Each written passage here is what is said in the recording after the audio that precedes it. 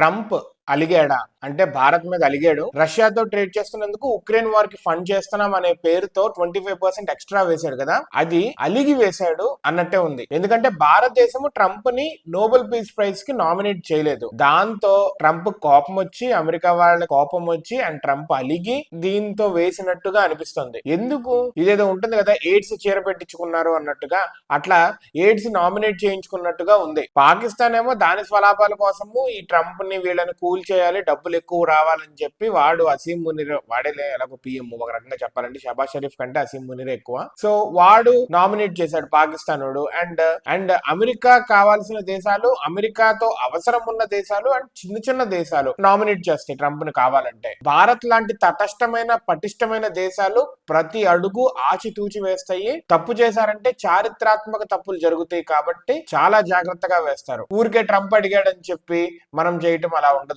Already clear గా చెప్పారు ఎటువంటి ఇన్వాల్వ్మెంట్ లేదు అని. అండ్ నామినేట్ చేస్తే ఒక రకంగా చెప్పాలంటే తనే న్యూక్లియర్ వార్ ఆపినట్టుగా, తను ఏదైతే బోస్టింగ్ చేసుకున్నాడు, అబద్ధాలు చెప్పుకున్నాడు, అవన్నీ మనం నిజమని చేసినట్టే. అండ్ ఎందుకు ఇవ్వాలి, ఎటువంటి నిజంగానే ఏమి యుద్ధాలు ఆపితే నిజంగా అనుకోవచ్చు. అన్ని యుద్ధాలకు కారణమైందే వాడు, పెరగటానికి ఇంకా కారణమైందే ట్రంప్. మనము చీపోరా అన్నందుకు అలిగి ఈ 25% టారిఫ్ ఎక్స్ట్రా వేసినట్టుగా అయితే ఉంది.